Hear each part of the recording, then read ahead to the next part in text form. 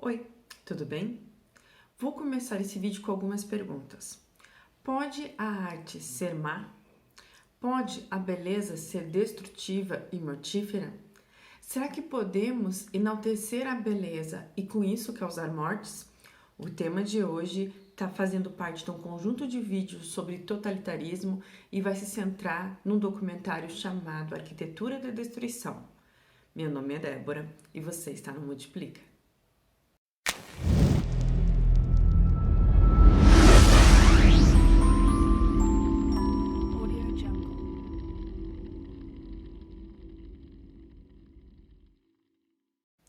Arquitetura da Destruição é um documentário grande, inclusive, que está hoje no YouTube, e ele vai trabalhar alguns aspectos estéticos do nazismo que, em geral, são um pouco trabalhados, inclusive, para pensar um pouco como que ele foi se construindo em termos de arquitetura e de pensamento estético. Acho que a primeira coisa que a gente pode começar falando é que o Hitler, antes de ser um político, ele era um artista. E um artista um pouco frustrado. Isso porque ele fazia algumas obras artísticas, né? Principalmente cartões postais. Ele tentou ser um arquiteto e ele fazia aquarelas. Com 18 anos, ele foi rejeitado da Academia de Arte de Viena. E então ele não voltou para Linz, que é a sua cidade natal, na Áustria, e continuou em Viena. E aí, claro, ele vai se voltando para outras questões, isso depois de 20, mas sempre ficou marcada essa questão artística do Hitler como um artista um pouco frustrado que vai se refletir em outras questões no regime nazista. Bem, o Hitler ele tem três baluartes, assim como se fossem três pedras, né, em que ele se estabelece o nazismo. São a sua cidade natal, que é Linz. Aliás, inclusive, é uma coisa interessante que Linz até hoje, né, como ele nasceu lá, o prédio continua lá. Por incrível que pareça, para quem acha que isso é só passado, a Áustria tem tido alguns problemas com esse prédio. Eles querem reformar e o dono não deixa. E tem esse medo que se torne um ponto de peregrinação neonazista. Então, para quem acha que tudo isso faz parte de um passado que pode ser colocado no museu, não, o neonazismo existe em muitos lugares e, enfim, né? Assim como no passado, como a gente viu no outro vídeo que eu coloquei aqui para vocês olharem, ele não foi de um dia para o outro. Certamente essas questões neonazistas hoje elas podem parecer ridículas, podem parecer de algumas pessoas, mas sempre é algo que pode voltar. Então é por isso que a gente precisa entender essas questões, até para impedir, né, que essas coisas tão absurdas voltem a acontecer. Bom, então ele tem três baluartes, como já falei: Linz, a Antiguidade e o Richard Wagner. A Antiguidade, ele vai ter uma adoração, então para ele tudo que é belo, tudo que é belo, tudo que é formoso, tudo que é mais correto, o melhor de tudo estava na Antiguidade e no Renascimento. Para ele, a modernidade é uma arte decadente, é uma arte que não significa nada e por isso, inclusive, tem que se lutar contra ela. Então, era isso que ele pensava em relação à antiguidade. Para vocês terem uma ideia, ele pensa em. Ele nem pensa, né? Ele vai contra a ideia de bombardear Atenas. E quando ele chega na Itália, ele fica encantado com a cultura romana. Então, são as grandes forças que ele tem do que seria o belo, do que seria o perfeito. Lembrando que as esculturas gregas, né, pensando nos próprios gregos, ele tem muito, eu não sei até que ponto o Hitler conhecia isso, né, ou era uma coisa da imaginação dele, mas o grego, ele tem essa questão do belo ligada ao bom, né. Então, inclusive a beleza, assim, nas suas estátuas e tudo mais, dessa perfeição do homem. Mas a gente não tem ideia de até que ponto o Hitler conhecia. Certamente não conhecia, né, mas enfim, algumas coincidências que a gente tem. O Richard Wagner, ele é um compositor alemão em que sempre foi antissemita, assim. Então, inclusive, pesquisando um pouquinho sobre Richard Wagner, a gente encontra que o antissemitismo ele já existia, né, na Alemanha, E só que ele era algo que ficava escondido dentro das cervejarias. Então ninguém comentava muito. Ele começou a escrever, a trazer para a burguesia o antissemitismo. Então aquilo que a gente falava escondido, como se fosse algo, não pode, né? Agora era de uma forma legitimado porque estava inclusive escrito. Então ele tem esse papel e Hitler considera ele como se fosse o grande pai do nazismo. Ele chega a dizer algumas vezes que quem não conhece Richard não conhece o nazismo, né, para ver a importância que ele dava para o Richard Wagner dentro da criação dele do nazismo. Outra questão interessante para a gente pensar as questões de como ele vai formando as grandes reuniões nazistas, né? Que sempre parece, inclusive, como se fosse um filme. Então, esse filme, que ele é super documentado, muito bem desenhado, é um soldado lá do outro, as bandeiras, né? É importante dizer que não é a bandeira da Alemanha, o nazismo ele faz uma bandeira em 23, aquela insígnia é feita pelo próprio Hitler, ele desenha, ele tem essa questão que ele desenha tudo que significa o partido, e esses grandes momentos nazistas é como se fosse um filme. E é interessante, inclusive, lembrar da própria Hannah Arendt, que ela fala que é como se o indivíduo fosse um nada. Então, fazer parte desse corpo social, fazer parte disso é como se fosse fazer parte de algo maior, inclusive dando significado à vida, né? Mesmo que o final e os meios para que isso acontecesse fosse desastroso, como a gente sabe. Muitos da grande elite nazista eram ligados sim à arte. A gente tem o Goebbels, por exemplo, que fazia poemas, e o Himmler, que era um pintor. Então, todos eles são muito ligados à arte.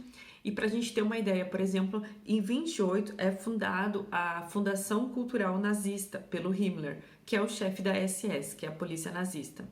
E desde ali é importante pensar alguns marcos, né, nessa cultura nazista, sempre pensando o seguinte, que a gente precisa manter o belo, o bom, e tudo isso está vinculado a tirar tudo que seria ruim, né, tudo que é degenerado da nossa sociedade.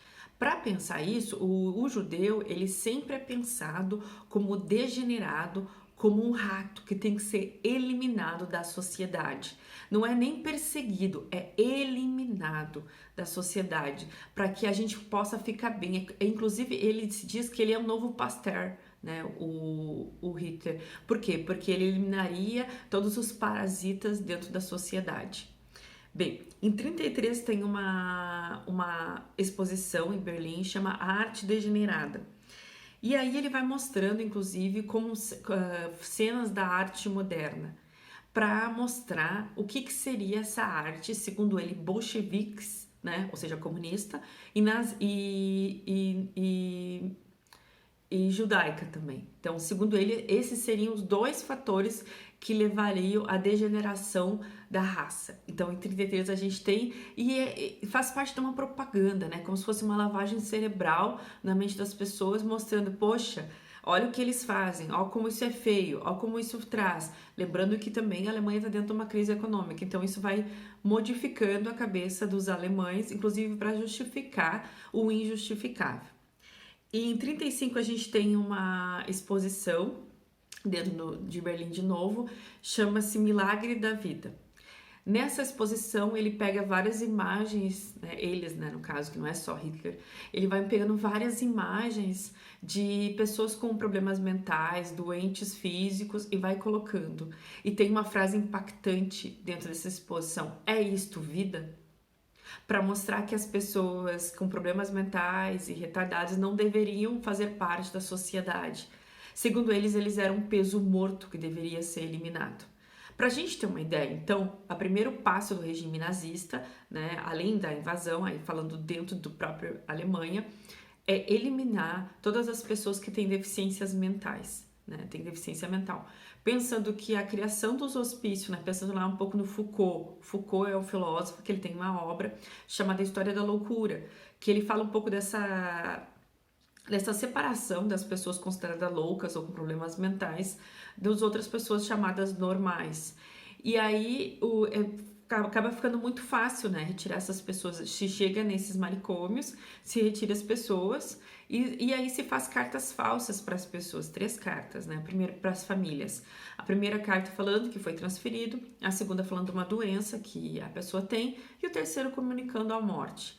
E, enfim, não se contava para as pessoas que os seus entes que estavam nesses lugares estavam sendo mortos na câmara de gás. Então, os primeiros que vão são os doentes. Isso é, inclusive, um aspecto muito eugenista do nazismo, de melhoramento da raça. Então, a gente elimina todo aquele que não pode contribuir, inclusive, com força de trabalho, ou aquele que é considerado inferior, que só nos atrasa. Primeiro elimine isso. Os relatos, há dados que dizem que foi cerca de 70 mil pessoas que morreram desta forma. Como eram as mortes, né? Antes do campo de concentração, antes das câmeras de gás, primeiro se matava a tiro, mas se sabia que esse não era um bom método de morte, né? Depois começou a se colocar as pessoas dentro dos caminhões e se colocava o gás dentro do caminhão para que as pessoas morressem dentro do caminhão. E aí depois se passou para as câmeras de gás. Para a gente ter uma ideia assim de, tipo, tanto que isso primeiro começa com os doentes mentais. Aí depois, em 42, chega-se a questão, não, agora a gente precisa fazer com os judeus. A gente precisa eliminar esse mal da sociedade. E aí, conforme o Hitler vai avançando nos países, ele vai pegando esses trens gigantescos em que se coloca os judeus para chegar nos campos de concentração. O maior que a gente conhece é Auschwitz, que foi inclusive quando o Hitler perdeu a guerra, foi invadido aliás, invadido não, né? Os russos chegaram lá, libertaram, encontraram milhares de roupas, sapatos, restos disso. Bem, voltando aos doentes mentais lá, eles já eram colocados, alguns na câmara de gás, e nas cidades perto, havia relatos que era possível encontrar chumaços de cabelo na rua por causa da queima dos corpos constantes. Bem, perguntas importantes. Quantos eram judeus na Alemanha? O que eles representavam realmente dentro dessa loucura do Hitler? Não só do Hitler, né? Mas dos seus apoiadores também. 500 mil pessoas, cerca de 1% da população. E logo que Hitler assumiu o poder, alguns se dão conta disso e metade consegue fugir.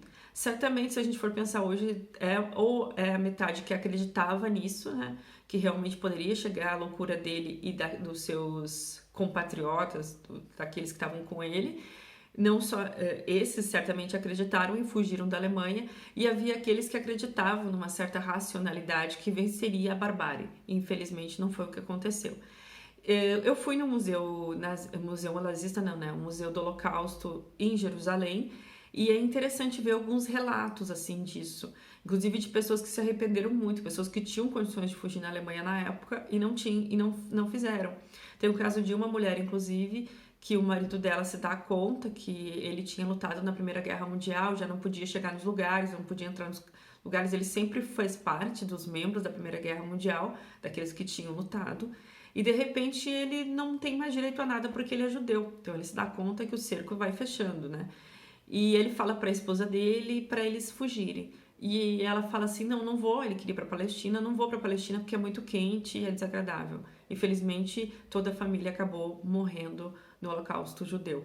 Ou seja, alguns vão se dando contra, outros ainda acreditam que não vai chegar a tal nível, ele não está falando sério, não pode ser verdade, e acabam ficando. Um último aspecto que eu quero destacar é o papel dos médicos dentro disso.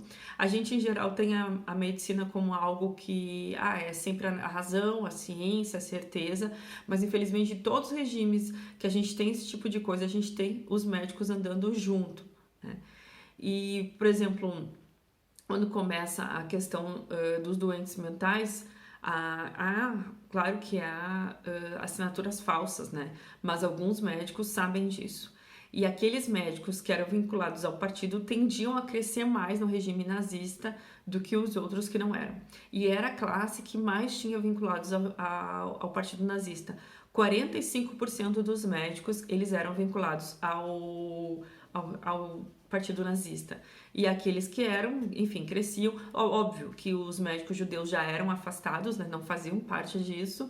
E, enfim, o papel dos médicos. Aliás, só para falar sobre isso, merece um vídeo específico, principalmente sobre o Mengele, que é muito conhecido os seus experimentos, né, e as coisas que aconteceram, inclusive para que a raça ariana, eles tinham estudos para isso, né, ela pudesse se multiplicar o tempo inteiro, né, cada vez mais e ter mais arianos e mulheres pudessem ter mais filhos e tudo mais. Tem os famosos experimentos com gêmeos, por exemplo, para que tivessem mais gêmeos e pudesse ter mais, né, da raça ariana.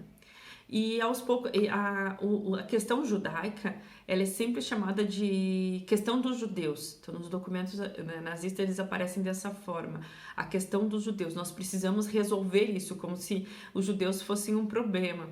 Eles fossem uma doença que precisava ser extirpada.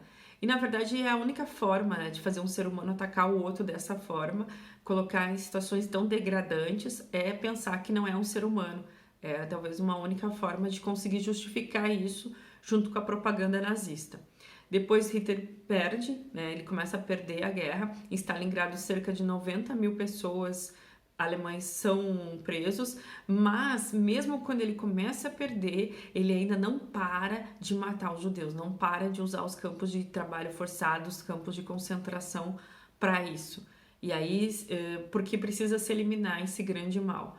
Então, tanto que a gente tem hoje dados que seriam cerca de 6 milhões de judeus mortos, fora os outros, né?